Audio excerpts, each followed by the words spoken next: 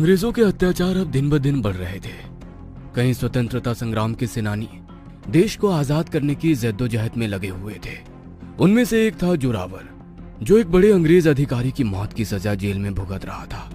सलाखों के पीछे कैद जोरावर के शरीर पर केवल एक धोती थी। पूस की हाड़ कपा देने वाली ठंड में अर्धनग्न शरीर में वह ठंड और भूख प्यास से बेहाल बार बार बेहोश हो रहा था। इसे होश में रखो, ये बेहोश ना होने पाए। सूबेदार के कहने पर सैनिकों ने बाल्टी भर ठंडा पानी उसके शरीर पर डाल दिया। वह दर्द से चीख पड़ा।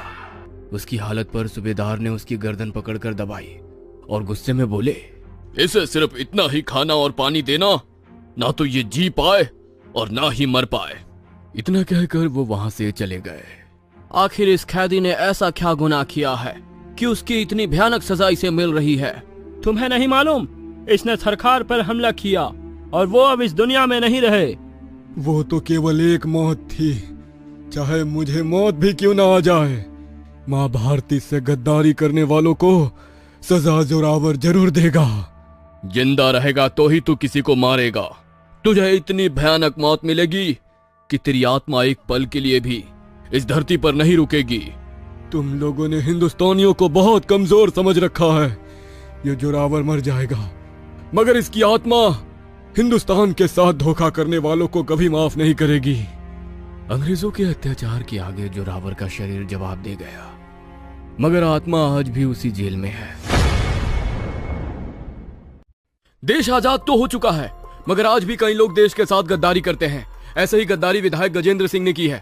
जनता का पैसा जो जनता की भलाई में लगना था, वो खुद हजम कर गए। देखिए, ईडी के लोग उन्हें लेकर आ रहे हैं।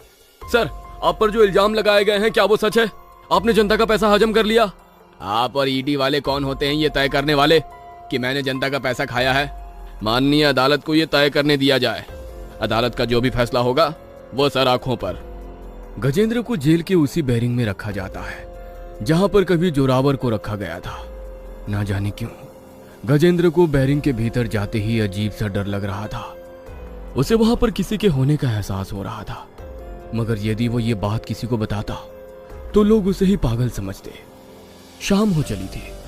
सभी लोग खाना खाकर अपने अपने बैरक में लेटे हुए थे। गजेंद्र भी खाना खाकर सोने की कोशिश करने लगा, मगर खतरनाक गर्मी में जो व्यक्ति पूरे टाइम एसी में रहने का आदी हो, उसे खंडहर में पंखे में कैसे नींद आ सकती है? साला कुछ हो ना हो, यहाँ पर नींद की बड़ी दिक्कत होने वाली है। ये खतरनाक गर्मी और ऊपर से ये मच्छर।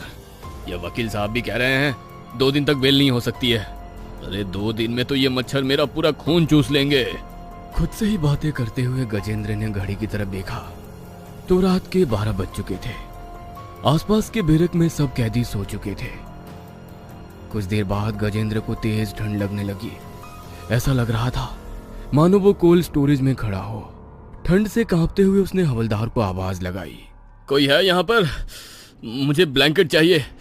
अचानक इतनी ठंड कहां से आ गई?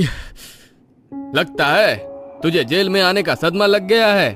इतनी खतरनाक गर्मी में भी तुझे ठंड लग रही है, हैं?